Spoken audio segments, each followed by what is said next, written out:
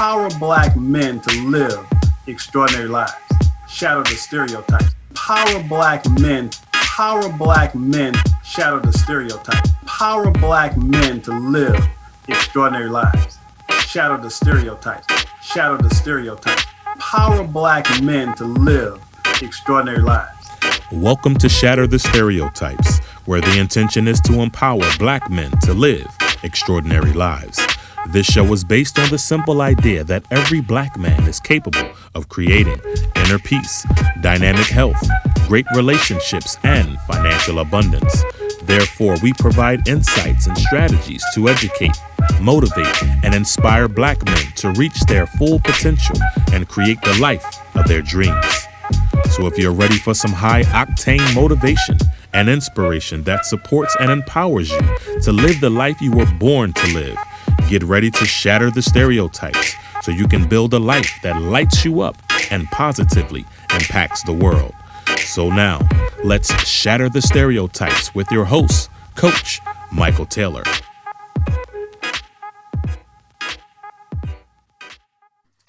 Hello and welcome to Shatter the Stereotypes, where our intention is to empower Black men to live extraordinary lives.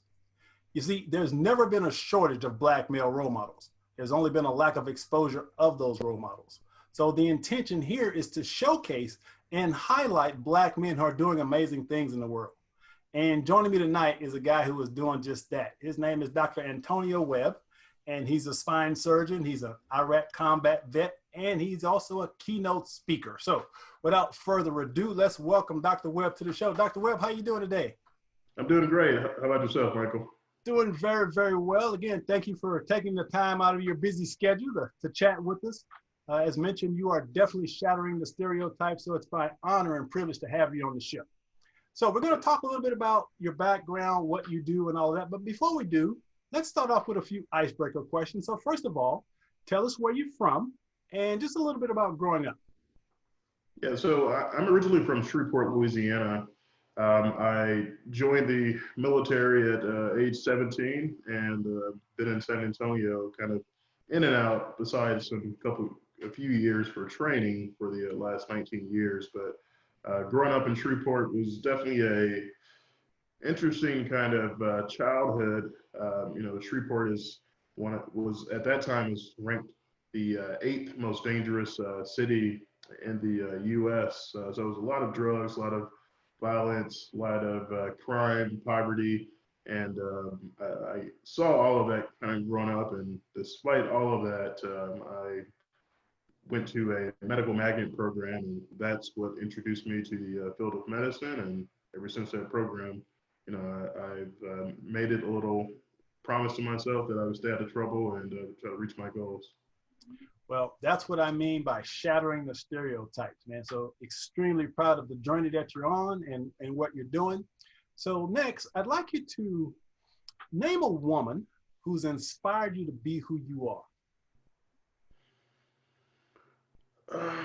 I would probably say Dr. Claudia Thomas. She was the first female orthopedic surgeon, and I actually was able to had opportunity to meet her a few years ago.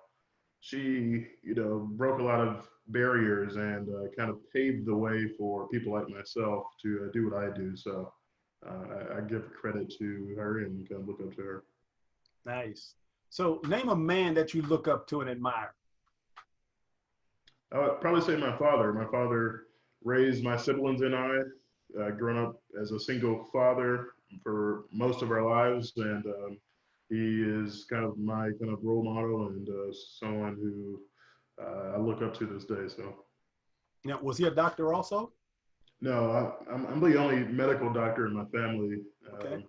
Yeah, no other doctors, medical doctors. So, if you were going to be trapped on an island and you can only take one book, which book would you take with you? Wow. I would hate to say a medical book. One of the books that I read when I was younger it's called The Pact. It's about three doctors, Black doctors who grew up in New Jersey and had a similar kind of upbringing as to my upbringing. and they all became doctors. So that book really encouraged me when I was going through the years, and just feeling kind of a little self-defeated and um, up against all these barriers trying to get into med school. It took me 3 years to get into medical school. I was rejected every single year. So, just reading that book really inspired me when I was going through the years. So, I read it to get a sense of some inspiration, and even during these times. So it's really an inspiring book. Now, do you like movies? I do. Name a movie that you like and tell me why you like it. Oh man, a movie. I like action movies. Okay. Movies that like sit you on the you're on the edge of the seat the whole time. One that I saw maybe about a year ago was called Do Not Breathe. I think it's called Do Not Breathe. It's about these kids who broke into this gentleman's house, and he was blind. And the whole premise is that if you breathe, that he would hear you. That was a really good movie. That's probably one of the best ones I've seen in a while. Really intense too. I saw that. Yeah. I'm a big movie buff, so I always ask my interviewees that. But yeah, I remember that movie. It was like, whoa. Yeah. What's your favorite movie lately? The original Star Wars. Oh, okay. In 1977, I'm 17 years old. The year Star Wars came out. I saw that movie 21 times in the theater the summer of 1977. Wow. I couldn't stop watching it, and Yeah. it's amazing how 25 or so years later, I figured out what the attraction was. And Yeah. the attraction was there's a guy named Joseph Campbell who came up with what he called the monomyth, meaning that there's what's called the hero's journey, and every movie has this theme called the hero's journey in it. And I didn't recognize it at the time, but I really related to the main character, Luke Skywalker, in that movie, because he had to go through, a lot of adversity in his life because he wanted to be a fighter pilot or whatever. And so it's actually a very deep spiritual movie if you look at it with those types of eyes. So, and I love the whole concept of the Force, and may the Force be with you. So that's my all-time favorite. Yeah, I never really got into Star Wars. I was actually going to think about it a couple months ago. Maybe I should try to start from the beginning, but that would probably take me a while to catch up. Yeah, if you watch just the very first one, it really lays the foundation. It's just a powerful film. I just absolutely love it. Now, there are some people who are pessimistic about the future, and there are others like myself who actually are pretty optimistic about the future. So where do you fall on that spectrum between optimism and pessimism for the future in general? Well, I would probably say that I'm a very optimistic person. I would probably fall on the side of optimism. So yeah, for the future, especially, it's kind of hard to be very optimistic at this with everything going on these day and times. But I would probably say the optimism side. Nice. So now I'd like you to introduce Dr. Antonio Webb, the professional. So tell the audience what you do. Yeah, so I am a orthopedic spine surgeon. So basically, I help patients who have back and neck pain. I also do some general orthopedics, so patients who have knee pain, arthritis in their hip, ankles, break a bone, or come into the hospital who breaks their hip. I'm the person that you see and take care of your musculoskeletal injuries. Nice. So I want to go back a little bit. Because again, thinking about you as a spine surgeon just inspires the heck out of me. I just got to be honest. So I want to go back to high school. Now, what type of kid were you in high school? I was pretty quiet, but I was also pretty curious and inquisitive. I was always a straight A student, kind of growing up, and despite everything that was going on in my childhood and family, I still did pretty well in school. So in high school, quiet kid that was probably the nerd out of the bunch, out of most of my friends. So did you enjoy going to school, or was it something you enjoyed, or? No. Yeah, I did enjoy it, until it got to a point where I became bored with the schoolwork. And at the end of my senior year, I was actually contemplating kind of dropping out of school just because I was kept asking myself, like, why am I going to school, or why am I being forced to go to school when, not, everything is boring to me.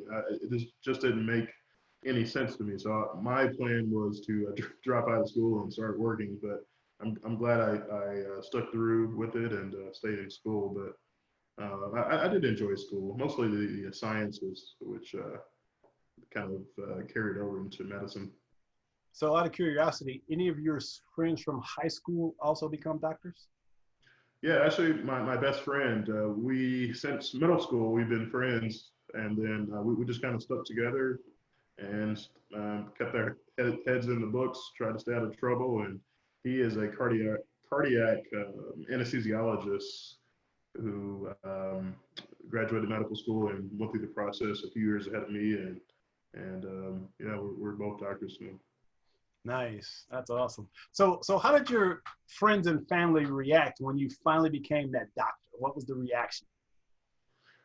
A lot of people don't really understand the process. Even when I was in college, my family probably thought I was a doctor at that time because I was telling them that I was going to go to medical school. But most people don't really understand it. It takes the path that it takes to get to this point. It's about 15 years of training, including college. So it's 4 years of college, 4 years of medical school, 5 years of surgery training, and then a 1 year of fellowship. So throughout that whole process, a lot of people really don't understand, and they may call you doctor while you're in college, or when I was even in some pre-med courses, I was getting called doctor. But yeah, it's definitely a good feeling, especially I'm the first person in my family to hold a medical doctorate degree, and that's something that hopefully I can change and encourage more people, and especially Black males, to go into the field of medicine.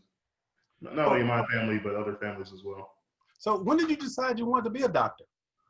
It was in high school. Actually, there was a medical magnet program that I went to that we went about half a day, in addition to our normal curriculum at my primary high school. We went to got bused to another high school, and they had different career options, and we took some anatomy courses and different courses in the healthcare field. And that's when I first learned about it, becoming a doctor. And up until that point, I had never saw a Black doctor or knew a Black doctor, never had met one, but I knew there was an opportunity there. And that was a way for me to get out of Shreveport and to go to school and join the military. And that's exactly what I did. So what was college like for you? College for me was a little disjointed. I really didn't have a true college experience. I was active duty in the Air Force. So when I was working full time active duty Air Force, my job was a medic and a medical technician. So I worked in the ICU at our military base, and I went to school in the daytime. So I would work 12-hour shift and then get off in the morning and go to class. Then I took internet courses, weekend courses. When I worked the day shift, I would go to school at nighttime. So it took me 7 years to get my undergraduate degree with 4 different colleges, because I was just taking classes wherever I could and whenever I could. And because of my military obligations, kept having to drop classes. I got deployed and went to Iraq in 2005. So I had to miss a semester or two, but it was a really disjointed experience. Wow, but you hung in there, man. That's still again remarkable. Now, we've all seen movies about war, so I'm just curious. How close was your actual experience of being in a war to what we might see on TV or movies? I mean, I can't even imagine what what that was like. Yeah, my experience, this is 2005, so kind of when the Marines kind of first invaded Fallujah. It was actually in late 2004, but it was pretty dangerous when we were there. We got shot at probably 3 or 4 times per day, and I was at a place called Mortarville. They called it Mortarville because the mortars that they shot at us, the enemy, which weren't too far away. And my job was a medic, so I took care of all the wounded soldiers and also the Iraqi insurgents who would shoot our soldiers, and we would still have to take care of them. But movies, for the most part, are pretty somewhat realistic. Lots of chaos, especially as a medic. We see a lot of bad injuries, and yeah, it was a pretty dangerous time. Wow. Now, speaking of movies, have you ever seen the movie Hacksaw Ridge? No, I haven't. It's an amazing true story about a guy that was in the, I think he was in the army maybe, but he would not use a weapon. Mm. It was against his religion to use a weapon, but he wanted to be a medical doctor, right? So he goes to the military. And of course, all of the people there at the military, they called him chicken and they made fun of him or whatever. But this guy actually saved some 60 something lives in a war with no gun. They were trapped on this thing called Hacksaw Ridge, and they had this net that they had to climb up the side of this wall, and they were lowering down the injured people, and he was dragging soldiers from the war field down to this edge so they could lower them down to get medical attention. It's a powerful, powerful movie that I'm sure you would really, really appreciate. And I usually don't like war films. Yeah. But this one, number one, being that it was based on a true story. And then at the end, when they show the actual guy, you listen to him talk about, how his faith in God, carried him through, and how he could not leave, his fellow soldiers out on the field, even though everybody else was leaving. And it's a really amazing film called Hacksaw Ridge, based on a true story. I looked it up. Yeah, really good. So let's talk about your book, Overcoming the Odds. And let's see, I think I have, let's see. Yeah, there we go. Overcoming the Odds, from war on the streets in Louisiana to war on terrorism in Iraq, how I successfully overcame the odds. So what was your intention for writing the book?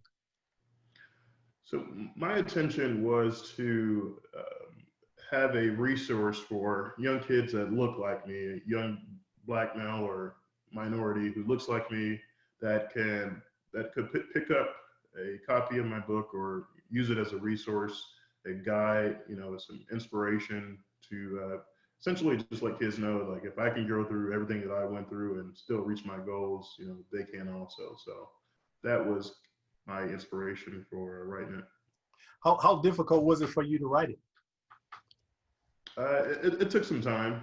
I self-published my book, so I didn't want to go the traditional publisher route, but yeah, it definitely took a long time to get it all together. But no, it's not impossible. Yeah. Well, as a self-published author myself, I know the feeling. Trust me.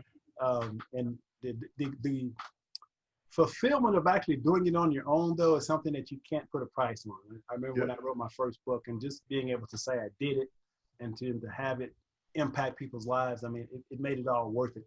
As a matter of fact, back in '95, when I wrote it, this was really before the internet and everything, so you had to actually submit query letters to publishers, and it was a long, drawn-out process. And I actually sent query letters to 60 different publishers.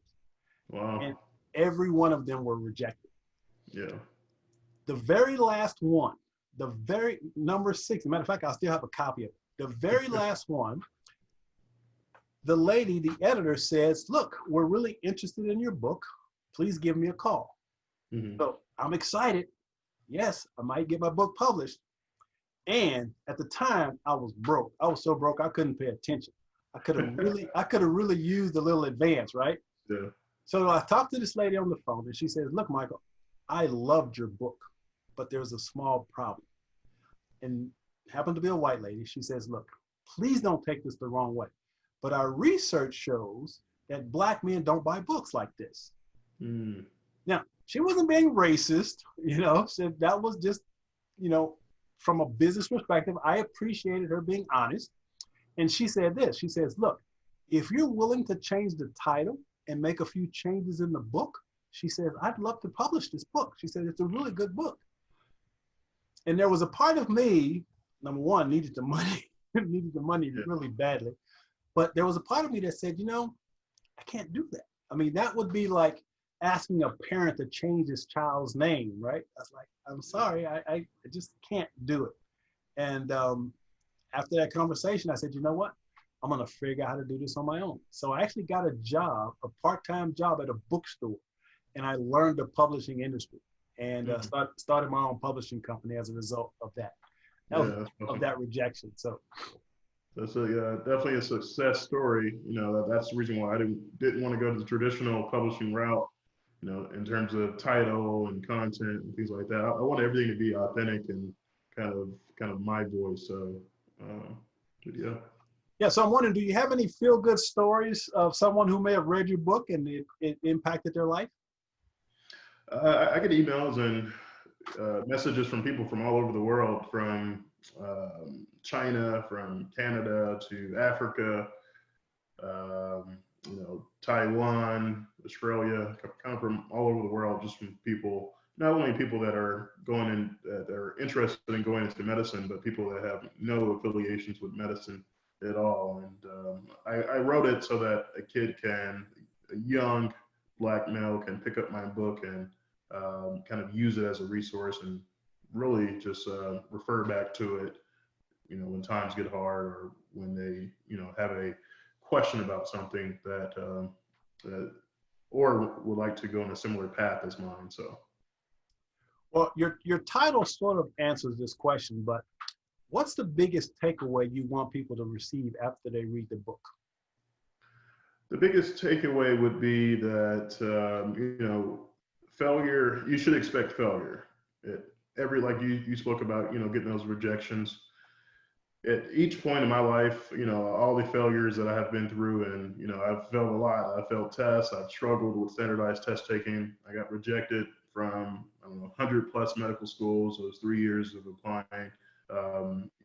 I think it's a lot of people, they try to run away from failure. You really have to accept failure and ask yourself, like, what can I take away from this opportunity, this situation, to better myself in the future? I think failure, is one of those things that we should expect. And my medical school instructor kind of broke it down really well when he said that failure is not in the falling down; it's in the failure to get back up and try again. So that's how successful people be successful. They sit there and they analyze, why did I fail, or why did this company fail, or why did I struggle on this exam, for students out there. But that's exactly what I do and try to live by. Yeah. Now, my mentor is a guy named Dr. Wayne Dyer, and unfortunately he passed away a few years ago, but he taught me a very valuable lesson. And he said this. He said, there's really no such thing as failure. There is only the non-attainment of a desired result. Mm-hmm. And I love that, because we set our sights on a result, and if we don't achieve that result, then we think we fail. Yeah. But the truth is, we just didn't attain the result that we wanted. Yeah. Too many times people, when they don't attain that result, they internalize that they're a failure. And that's what causes people to withdraw and to give up, because they think internally, I'm a failure.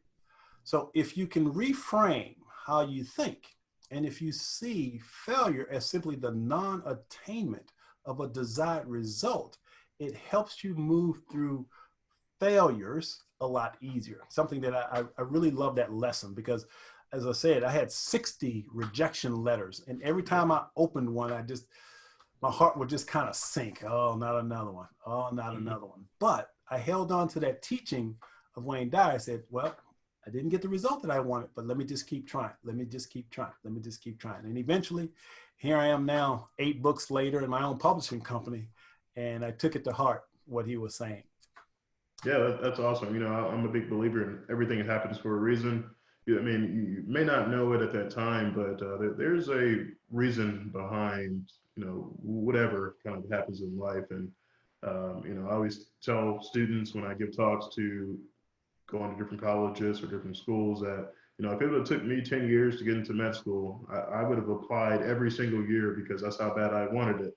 And if you want something that bad, you'll eventually get it. You just have to keep trying and keep keep picking away at it, and eventually you'll succeed. So Yeah, I love what motivational speaker Les Brown says. He says, you got to be hungry. He says, you yep, can't be hungry. You can't just be hungry. That's not going to get it. You got to be hungry. yep. And that's really true. You've got to have that passion, and you've got to be hungry for whatever it is that you really want. So let's shift gears a little bit now. And my most recent book is titled The Cure for Onlyness, which addresses the feeling of onlyness that we as Black men sometimes experience when we are in environments without any other people of color. So I'm sure you've had that experience lots of times. So first of all, how do you deal with that feeling, that experience of being the only person of color in environments? Yeah, that's a good question. In medicine, especially these days, in terms of Black males in the field of medicine, there's actually a study that just came out, or it came out a few years ago, 2015, I believe. It showed that there were more Black males in medical school in 1970 than there were when this study came out. And I believe this was 2015, which just speaks to the inequities and the inequalities in medicine and the discrepancies between the different races within medicine. So it's definitely a struggle. And then people kind of talk about I just can't think of the name of it right now. There's a name for the phenomenon where you just don't feel like you belong in a certain situation. And the name kind of escapes me right now, but yeah, I mean, you have these feelings like all the time, and you feelings like you're not equal to your peers, but it's I always look at people who have went through this process before me and use them as an inspiration. So if they could do it and go through this kind of rigorous training, I can also. But in orthopedics, less than I think it's less than 2% of the orthopedic surgeons in the U.S. are Black males, and even less than that for spine surgeons. So it's definitely a need for more minorities and Black males to go into the field of medicine. And that was one of the reasons why I wanted to have you on the show, to give you some exposure for what's possible, Yep. which is really amazing. Now, on that same note, with all of the current racial tensions, obviously, that we're going through as a country right now, how are you holding up as a Black man with all this stuff that's going around, the George Floyd and Black Lives Matter? How are you handling that? Do you have a support system in which, you can maybe talk about how you're feeling about all this, or how do you handle that?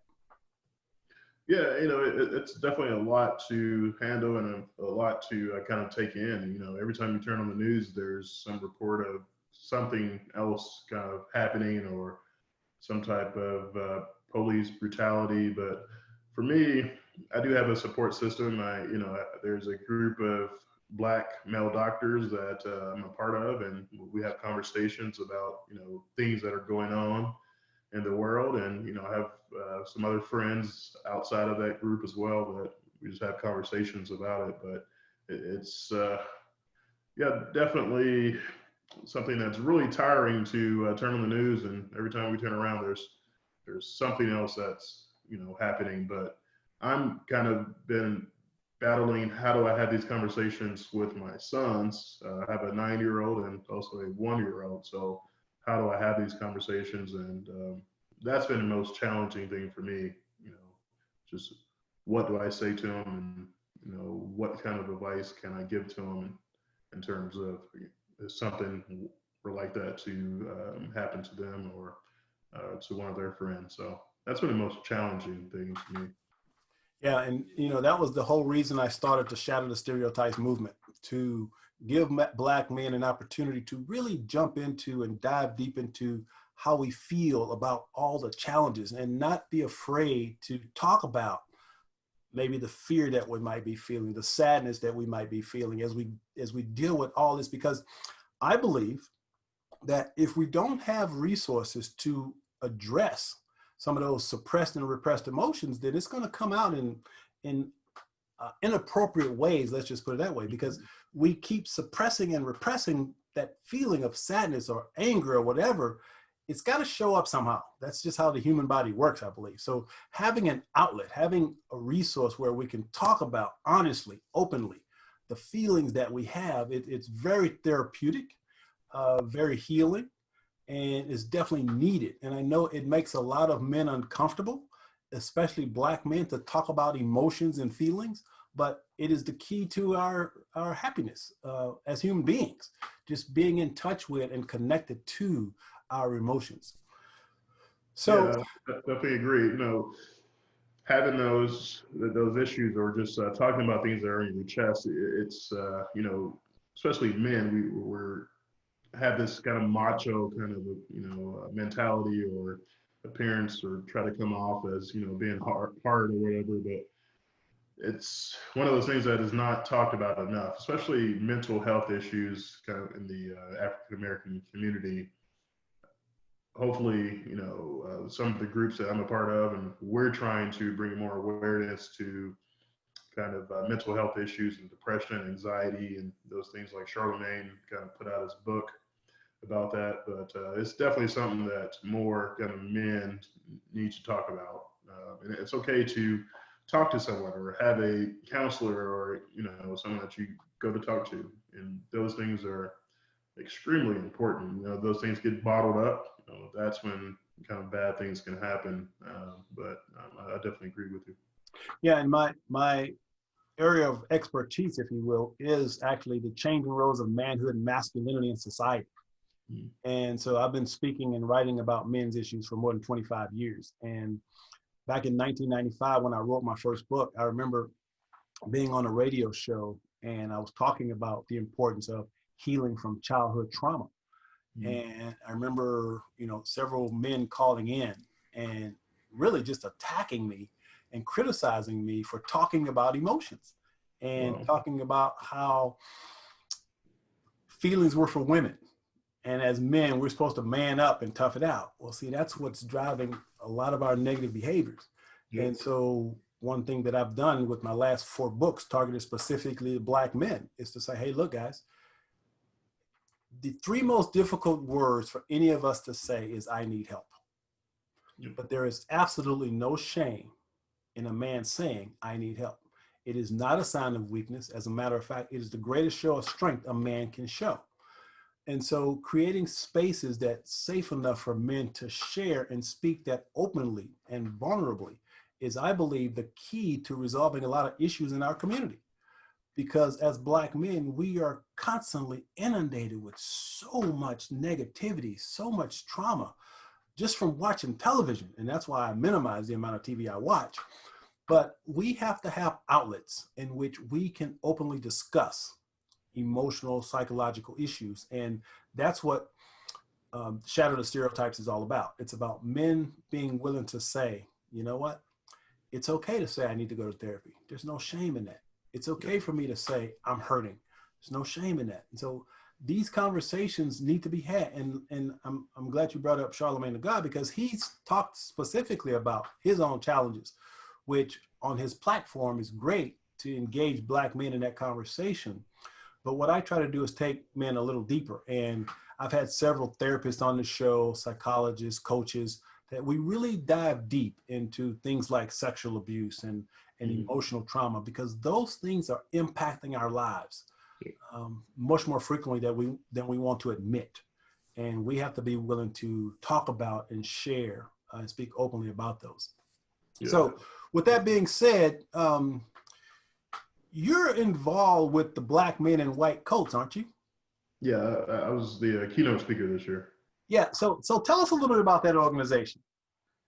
Yeah, so the Black Men in White Coats is a organization that was founded by a physician, Dr. I won't try to mispronounce his last name, Dr. O, but he founded this organization to try to increase the amount of African Americans and minorities that go into the field of medicine. So there's seminars and events that occur kind of in various cities kind of all over the U.S. But it's definitely a much needed program that I'm glad that I was able to speak at this year. Now, are they reaching out to like high schools and colleges to try to influence more, black males to get into being doctors? Yeah, there's several different programs. There's a couple of different pipeline programs as well. But I think at this event, there were maybe 3,000 people that were registered. I'm not sure how many people were there, probably a little bit less than that. But yeah, all the kind of local high schools, middle schools, we try to get them involved. Nice. Now you're saying you were the keynote speaker, Yep. but are you also on the board or anything with the organization, or are you just a speaker? Yeah, I was just keynote speaker this year. Gotcha. Okay, so let's jump into Dr. Webb's specialty, which is spines. So I have to share my story first. So I've dealt with lower back pain the majority of my life. I've seen several doctors, and I went to this one doctor, and he prescribed, I believe it was cortisone injections to alleviate some pain that I had. Mm-hmm. And I was against it, but I needed to alleviate the pain. So I said, what the hell? What have I got to lose? Well, the injections did absolutely nothing. The pain was still there. And I work in retail. And so I'm on my feet, 12 hours a day. And I ran across this guy who was a customer. And I don't remember how we got on the conversation, but I was telling him about my flat feet. Yeah. He was a podiatrist. And he said, your flat feet could be contributing to your lower back pain. I said, no, I didn't know that. So I went to see the guy, and he suggested that I try some inserts for my shoes to put some arches, I guess, in my feet. Mm-hmm. And 60% of my back pain went away. Yeah. Just because of the flat feet. So tell us a little bit about the mechanics of what's that about. Yeah, so we see a lot of patients that come in with problems with their knees or their hips, or just like you described with your feet. I actually saw a lady in clinic just last week who she had a fracture in her femur, which means she broke her femur. She fell and had it fixed with some metal plate and screws.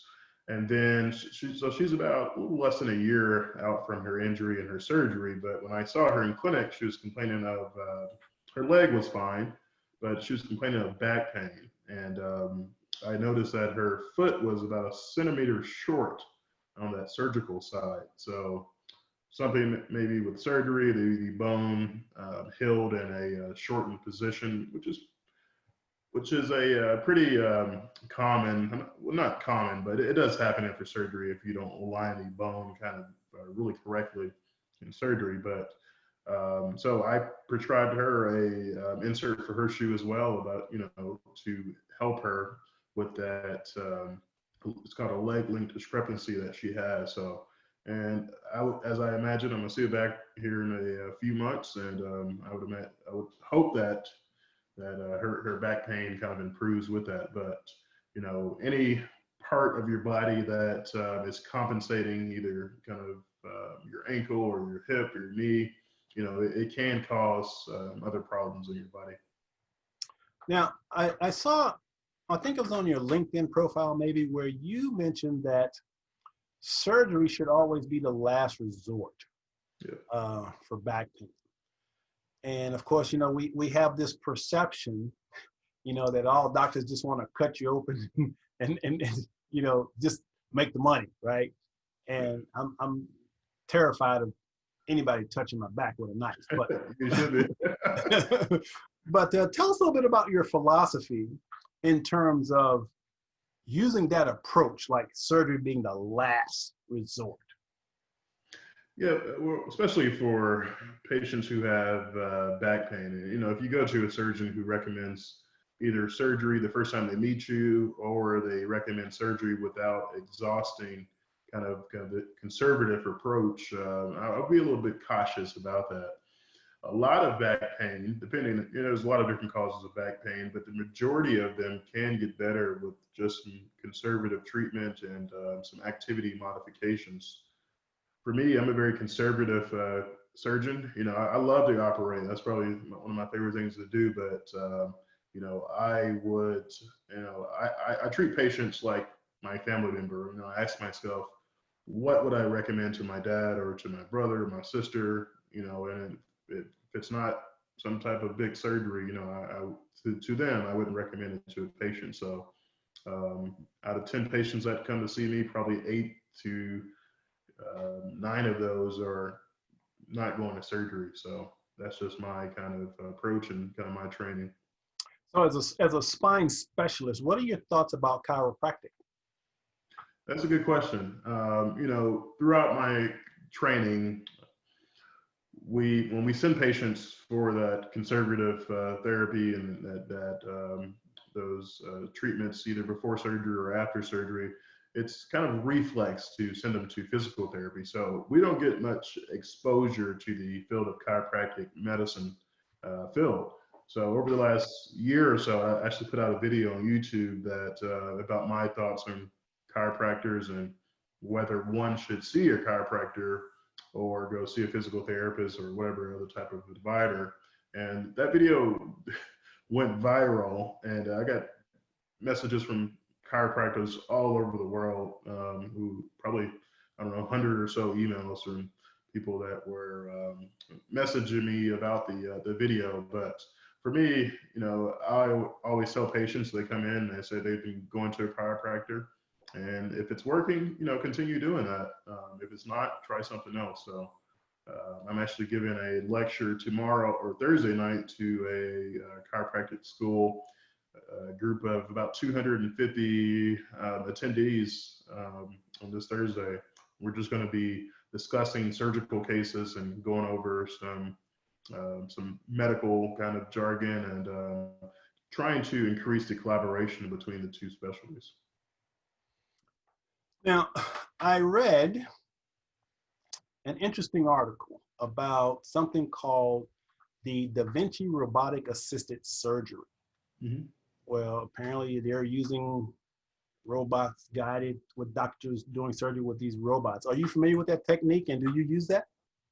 Yeah, we don't use the Da Vinci. Da Vinci is something used by general surgeons and urologists. We do use robots in spine surgery, though. There are a couple different robots on the market.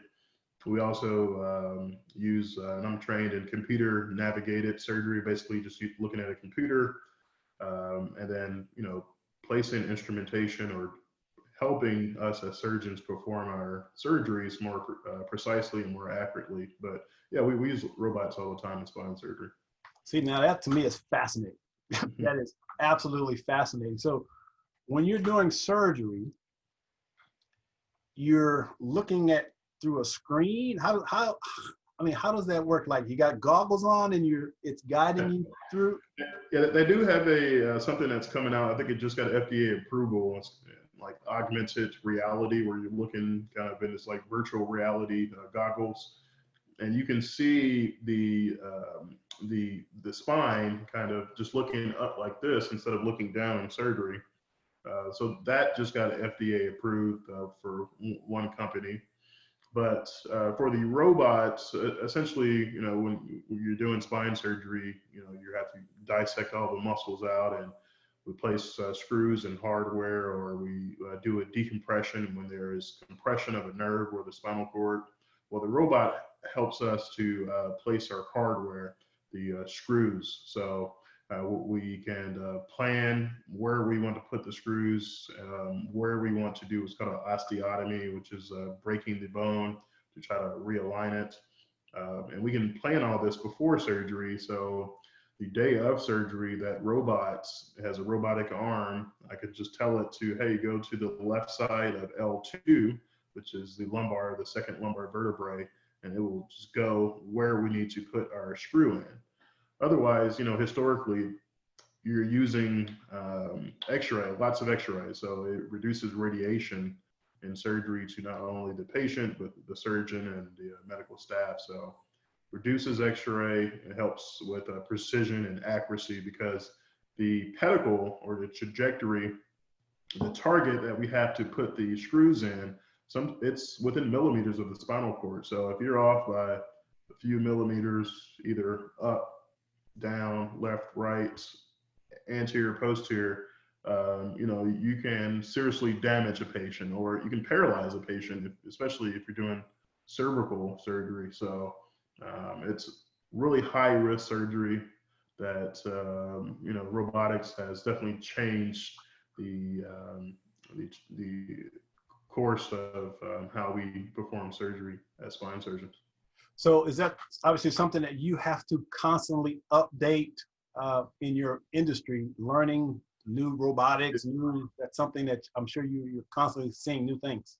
Yeah, every day there's something new in the market that's coming out. But there's definitely companies are coming up with better ways to take care of patients in a more efficient and cost savings manner. So. And I guess I would assume with the advent of AI and combining with robotics, it's no telling where that's going to go.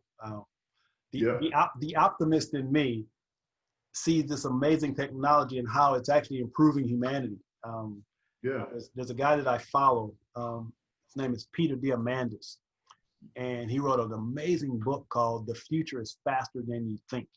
Mm-hmm. And he talks about some of the evolution, if you will, of technology, and how, despite what we may see in the media, the world is actually better than people believe. Mm-hmm. And he's talking about the advancements of 3D printing, how they're 3D printing body parts, and stuff like that. And so he says, if you look at the trajectory that we're on as a species, he said the world is actually getting better. And when I see some of these new technologies, I'm just blown away by what can be done, and who knows where it's going to go. Yeah, absolutely. Compared to years ago, where you have to make these really large incisions, and you have to patients stay in the hospital for weeks at a time just for procedure. Now our incisions are really small. You can do a surgery, an incision this small. I use tubes that we place to do the surgery through a tube, or use a microscope inside surgery, or a robot to help me just do the most appropriate surgery and the smallest incision. So patients, get out the next day or the same day and even go home. Whereas years ago, they would stay in the hospital for weeks. So that's amazing. Now, as a spinal doctor and a scientist, I would assume, how does spirituality play a part in what you do? That's a good question. I grew up in a really religious kind of household. My dad was a pastor for a number of years, and growing up, I always remember kind of going out into the streets of Louisiana with my father, and we would hand out food to the homeless, and hand out pamphlets and minister to people. So just seeing that growing up, that altruistic kind of mentality kind of carried over to medicine. But for me, I'm not the most spiritual person, but I do try to make sure I include that in my day and before surgery, and with some of my patients also. Nice. Now, there's another guy that I follow. His name is Dr. Joe Dispenza, and I don't know if you ever heard of this guy, but fascinating story that you'll really appreciate. He was a chiropractor, and he was in a triathlon, and he was on the bike leg of the triathlon, and he's going down this freeway, and he comes around this corner, and this guy in the truck just smashed right into him. I think he broke like 6 vertebrae in his back. The guy was his back was just shattered. So all of the doctors suggested that they put the steel rods or whatever in your back to fuse it. Yeah. And he decided that he didn't want to have the surgery. And so the surgeons all said that you'll never walk again. So this guy, being a chiropractor, obviously being a doctor, he said, I believe there is an intelligence that runs through my body. And if I can figure out ways to get that intelligence to heal, I think I can fix my back. And everyone thought he was absolutely insane. Well, long story short, he healed his spine through prayer alone. And now he's a world-renowned healer, if you will, but he has this process in which he talks about the importance of prayer and how you think and how that impacts the body's ability to heal. And I've been following this guy for years, and I've actually healed some pains with some of his techniques. So I'm curious, in terms of meditation, is that something that you practice or believe in, meditation? Yeah, it's anything that's along that conservative route, like meditation, any type of like yoga, aerobics, those things, just meditating, before your day starts, or, that stretching, all those things are really important. And, I have some patients that come in and say they like doing those things. And, like I mentioned before, if it's working, could continue doing it. But yeah, I try to incorporate that into my kind of daily activities. But so, life gets really busy, and haven't had a chance to do that lately. But my wife tries to pull me. She actually just went tonight to go meditate, so I didn't get a chance to go with her. But she tries to encourage me to do that more often. Well, I've been doing it for almost 30 years now, and I'm a huge proponent of what it has helped me with. And probably the most important thing is just my peace of mind. Yeah. Yeah, I think it's really good for, not only kind of, like you said, your peace of mind, but also like your blood pressure, your heart rate, and, other health kind of benefits to it. Meditation is something I really recommend. Yeah. Now, as we wind down, I just want to get your input. I want you to speak to the audience, because there's an interesting paradox about Black men in society. On one hand, we pretty much epitomize physical fitness when you look at sports. Yeah. But at the same time, Black men lead the nation in most health-related illnesses and death. Mm-hmm. Speak to the men out there to tell them the importance of taking care of our physical bodies. Yeah, it's really important. We see it all the time in medicine, where patients come in and they have really advanced disease or some type of condition that could have easily been prevented with some preventative care. Like we talked about earlier, especially men, Black men, we tend to, have this kind of macho kind of attitude about us, like, invincible, or, don't want to get things off of our chest. But I think that's the wrong approach to take. Hypertension, one of the leading causes of death. That's why they call it a silent killer. You may not have any symptoms whatsoever, and your blood pressure can be 190 over 100, which is extremely high, and you have no symptoms. And you can have a stroke from this. You can have a heart attack from this. It can affect your eyes. You can lead to blindness, kidney disease. So there's lots of different things that can spiral out of process. And just like with Chadwick Boseman, that's his last name, who recently passed away. Things like that is not really talked about in the Black community, like colon cancer, going to get your colonoscopy, or just those preventative things like diabetes, which you may not have symptoms, until it's kind of full blown. But extremely important to take care of yourself, and to if it makes you feel more comfortable having a physician, which I feel like Black males or minorities would go to a physician who looks like them, then there's resources online. There's blackdoctor.org that you can find a Black physician in your area, and hopefully there is one wherever you live at. But I feel like a lot of black males do not go to a physician or go to a doctor because it's not someone they can relate to. But I suggest staying on top of your health, watching your blood pressure, watching what you eat, meditating, that physical activity. If you don't have time to go to the gym, just walking around your neighborhood, all those things are really important. So Absolutely.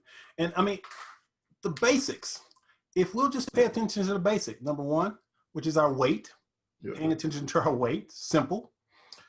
As you mentioned, blood pressure, cholesterol level.